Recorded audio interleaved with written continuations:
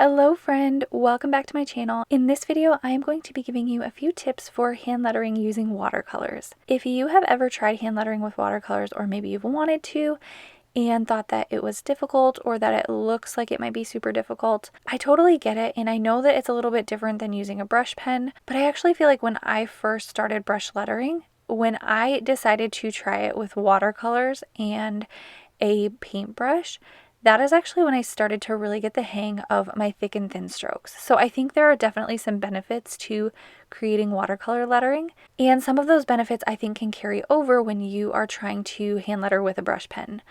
So I want to go over a few different things with you today, and this video is in real time, so if you would like to practice along with me, feel free to grab your paintbrush and your watercolors. I will link what I'm using in the description box below, but I am using Winsor & Newton watercolors in a tube, and then I'm using a Princeton round brush. And like I said, I will link it below for you if that's easier. And some of these colors I did mix together. As you can see, my palette has a lot going on, but there's still a lot of great paint on there, so I don't want to wash it all off quite yet. And these colors that I ended up using created such a pretty fall or autumn color palette that I just thought was really beautiful. So the first thing I want to talk about is how I am holding my brush. If you have seen any of my other videos, you may know that I usually hold my pen with a grip where I am kind of like wrapping my hand around my brush pen, and I have my thumb around my other fingers. I'm not going to get into the specifics of all of the different ways to hold a pen, but I want to point it out because the way that I do hold my pen is different than the way that I'm holding my paintbrush. So when I'm trying to create watercolor lettering, I am kind of loosening up my grip a little bit. I'm moving my hand up the paintbrush to hold it a little bit higher than where I may normally hold a brush pen, and I'm not wrapping my thumb around the rest of my fingers. And this is just the way that feels comfortable for me to create these more loose strokes. And I think having a light and maybe a more delicate hand when you're hand lettering with a paintbrush and watercolors can be helpful, because you don't want to be pushing so hard on that paintbrush that everything is fanning out. Because when you do that, you're going to be kind of writing with a different part of the paintbrush, and it's kind of going to fan out, and it might be a little bit harder for you to kind of rein it back in when you are going to transition into your upstrokes. So that's another thing I wanted to mention. When you are creating some of these strokes where we're going around in a loop specifically, you can see in my examples when I'm writing an E or an F, we tend to see that our paintbrush can kind of flop over as we go around the top. And if we let it flop over a little bit too soon, then it's like the very top of the E starts getting thick immediately. And you'll see that in some of my lettering. This is definitely not perfect, but I think that going a little bit more slowly and just allowing yourself to kind of point your paintbrush a little bit more can be helpful to get around that top curve where your brush likes to kind of flip over and flatten out. Another way that sometimes I do this is I will start to letter up my E a little bit, and then I'll stop, and then I'll go kind of to the other side and come backwards and connect those two.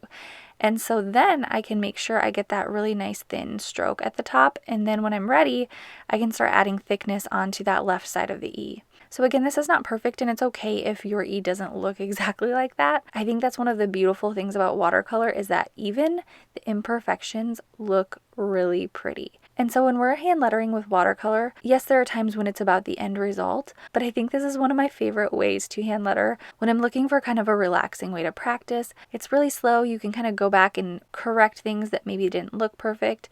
You can add more water, and so there's just a lot of different things that you can do with watercolor lettering.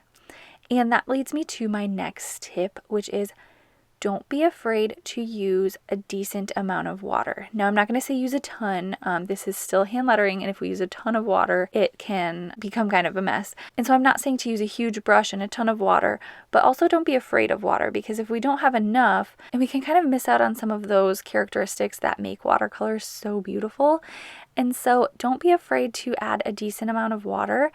And again, your brush is going to matter a little bit here, because if you're using a super fine pointed brush, it might be a little bit harder to grab enough water unless you're lettering really small.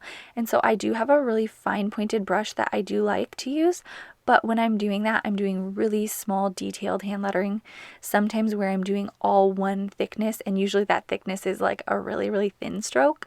So that's a little bit different than what you're seeing me do here with this practice. And so different paintbrushes are great for different things, but this brush that I have here has been really great for me to be able to kind of get enough water onto those bristles that I am kind of able to continue my stroke around and not run out of water before I even finish like one stroke, but not too big where I'm making a mess of my paper or constantly, having too much water.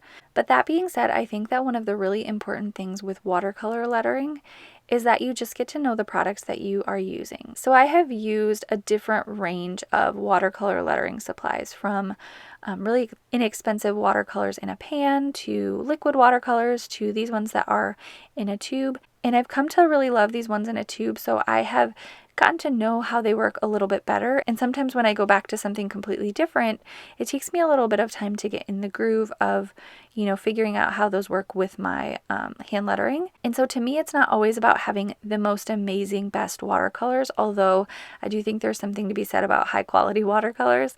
And I haven't even tried like super, super expensive ones. I'm kind of somewhere in the middle. But I do think that it's really important with just whatever you have to kind of practice with it, see how it works, see how much water you're going to need to load, see what kind of paper you like, and see what kind of an angle and hold is best for you to hold your paintbrush. And all of those things I think can just take a little bit of time to get to know the products that you're using. But one reason why I think that I really loved watercolor lettering really early on was because it does kind of give you the ability to go back and make some corrections with your strokes if you have maybe missed out on thickening a stroke or something just didn't have the type of connection you were looking for.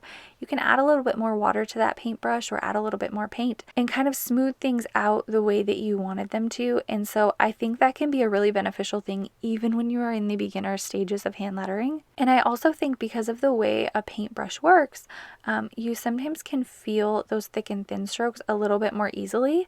And so, yes, there is a different type of a tip to learn to control, but also I think if you are struggling with thick and thin strokes, you might find it kind of satisfying to be able to pretty easily see what type of emotion you need to make to thicken that stroke and what type of emotion you need to create that really thin hairline upstroke. So I think that was kind of like a turning point for me when learning brush lettering. It wasn't necessarily that my watercolor lettering was like the most amazing thing in the world. It's just that once I realized the motions that I needed to do to get that thick and thin stroke with my paintbrush, it allowed me to carry that over into brush lettering and kind of made it a little bit easier for me to figure out what I was doing. So I know that sometimes when it comes to beginning hand lettering or probably any other artistic skill, sometimes we can feel like we know that we have an issue, but we're not really sure what the issue is or what questions to ask to help fix it. And one thing I see a lot is people struggling with shaky upstrokes or not being able to transition from a thick to a thin stroke. And so I would encourage you to try hand lettering with a paintbrush and watercolors, even if it's something super inexpensive, just to see if you can kind of feel that motion and practice it and see if that is a little bit easier on your hand than going straight to a really bouncy brush pen. Because the thing is with a brush pen is that when you push hard, you are going to get a thick downstroke typically. But when you are looking for that thin hairline upstroke, well, number one, not every brush pen is going to give you a hairline upstroke. But number two, that brush pen should just kind of bounce back on its own. So you're really learning to control something that already has a little bit of a mind of its own. And I know it can feel really frustrating when you're just not sure how to control that. So I would just encourage you, if you have an opportunity to try watercolor, or if you have any desire, just don't be intimidated by it because it might be a little bit more easy than you think. And I personally think the results are just really satisfying to watch, especially when I'm looking for something relaxing and just a really great way to practice. This even kind of was my experience with this hand lettering that you are watching in this video. Right before I filmed this video, I was working on another watercolor tutorial where I was trying to follow a tutorial, and it was just for painting, and I was honestly just getting kind of frustrated with myself because it was just not looking good, and I was spending a lot of time on it, and I tried a couple times and the results just were not what I was looking for. So I decided to just stop. And so I stopped and I decided I just really want to hand letter using my watercolors. And so that's what you see in this video. It wasn't necessarily something super planned out. I honestly just started drawing letters, and then I decided to hand letter things that I was grateful for. So if you're wondering what is with the random words, that's why, because I'm really grateful for the sunshine and the beautiful nature outside and my family and things that I put on these cards. So if you have been feeling frustrated with your brush lettering or whatever it might be, and this could encourage you to maybe just take a break, hand letter something that you are grateful for, that you are thankful for, and let it be fun and let it be relaxing, I highly recommend, because this was honestly the shorter part of my time that I spent practicing that evening. I spent quite a long time on something that was making me frustrated, and then I spent about 20 minutes on this, and it was so much more encouraging to me to be able to just slow down, and even if it's just writing a few words or a few letters, it made me excited to do it again. And I think that's kind of the point of creativity, right? Is not to be frustrated by it or frustrated with our results, but to be enjoying a creative process where we can express our creativity in a way that makes us excited to do it again. So I hope you enjoyed this video. I hope these tips were helpful for you. As always, please leave your questions in the comments below if you have them. And if you are looking for more help learning how to hand letter, you can join my free 7-day hand lettering course at howtohandletter.com/mini course. Or if you are looking for my printable hand lettering practice worksheets, I will leave a discount code for you in the description box below, as well as a few that I would recommend if you are looking for something that works with watercolor lettering. Specifically, I think I would recommend the Millie, because that is kind of a fun hand lettering style. But if you are looking for another style, like maybe this one that I use in this video, let me know if you guys are interested. I always have fun turning my lettering styles into printable hand lettering worksheets. These are something that I draw out myself, and they take quite a while to make, and so that's why I can't put out a ton. But if you guys have a specific lettering style that you are looking for, let me know and I will see what I can do next. So thank you so much for watching. I hope you are having a great day, and I will see you in my next one.